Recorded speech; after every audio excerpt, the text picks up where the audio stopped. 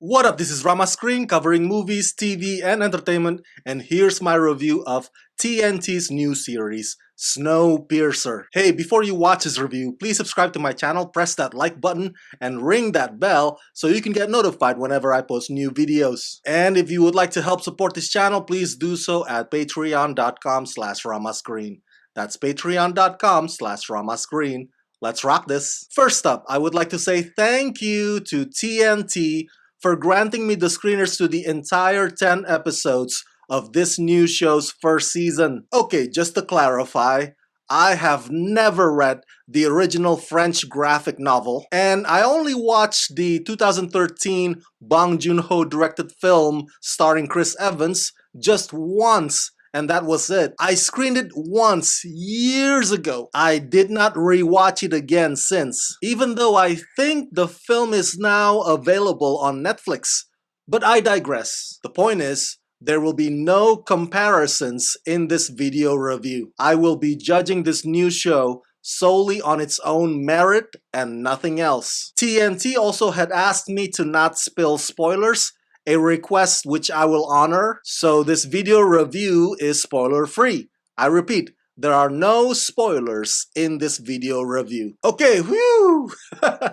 Now that we got that out of the way, what's my overall verdict of this show before I break it down further for you? TNT's new original series, Snowpiercer, is spectacular. It's very well crafted. When you watch it, you get the sense as if the show pulls out all the stops and spares no expense. From the production design, to the costumes, to the cinematography, to the visual effects. This show has the word ambitious written all over it. On top of which, Snowpiercer is also a pulse-pounding drama thriller where the stakes are high in every episode and the intensity will keep you on the edge of your seat. Produced by Tomorrow Studios and CJ Entertainment, based on both the critically acclaimed graphic novel series and the 2013 film by Oscar-winning director Bong Joon-ho, the story in this new series is set more than 7 years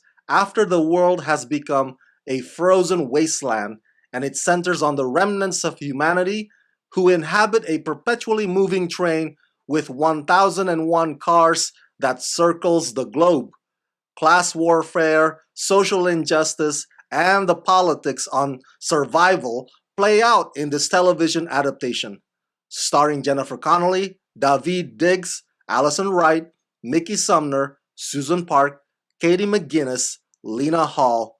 Serving as showrunner is Gray Mason. I knew going into this that the show would have heavy themes about social status, politics, and injustices that reflect our society, but boy, I was not prepared for how gripping and riveting it would be. Because every episode has a cliffhanger that makes you anxious about going to the next episode. But I'm also impressed by how bold and edgy and brazen and unapologetic Snowpiercer is in illustrating the haves versus the have-nots. But let's talk a bit about the train itself, shall we? It's 1001 cars long. It has so-called eternal fuel or eternal engine, so the train doesn't stop looping around the world. And it's supposed to be led by this highly revered billionaire engineer genius named Wilfred, whom many of the people on board the train have never really met face-to-face in all the 7 years that they've been there. Jennifer Connelly's character, Melanie,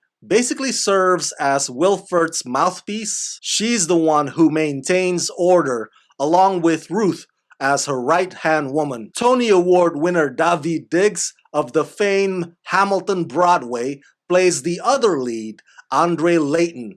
He's basically the hero of the tail section of the train, the section that houses the poorest of poor. Without giving away too many details, the story starts out with a murder mystery, which then leads Layton to an even bigger mystery involving the train. So halfway through, around episode 4 or 5, bit by bit, layer by layer, the secrets surrounding that train start to crumble. Ugh, I would love to be the fly on that wall as they visualize and storyboard what each car of the train would look like and its specific function. There's the classroom, the SeaWorld, the butcher, the diner, the nightclub, the agriculture, and the first class VIP. From bleak to bustling, it's pretty much our world today, but cramped up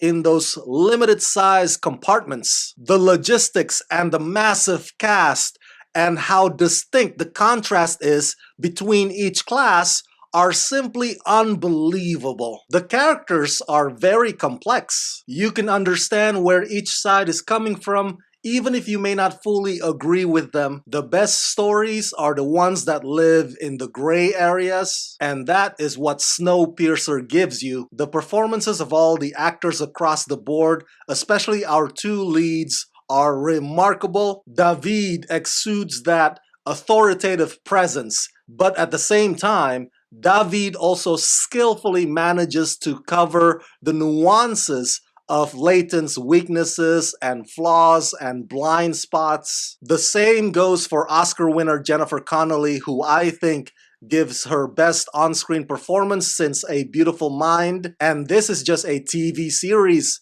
not a theatrical movie, but Jennifer Connelly really disappears in her character Melanie, who carries the weight of the world, or should I say the train, on her shoulders. So many things that this show brings up. The fact that democracy is messy, the idea that maybe something good can come out of a dictatorial regime, and maybe relying on or looking to a savior could have its unintended consequences. All these and more will challenge your preconceived notion about governance and what a fair and just society should look like, while at the same time diving deep into the difficult and often devastating life and death choices that the characters have to constantly make aboard the Snowpiercer.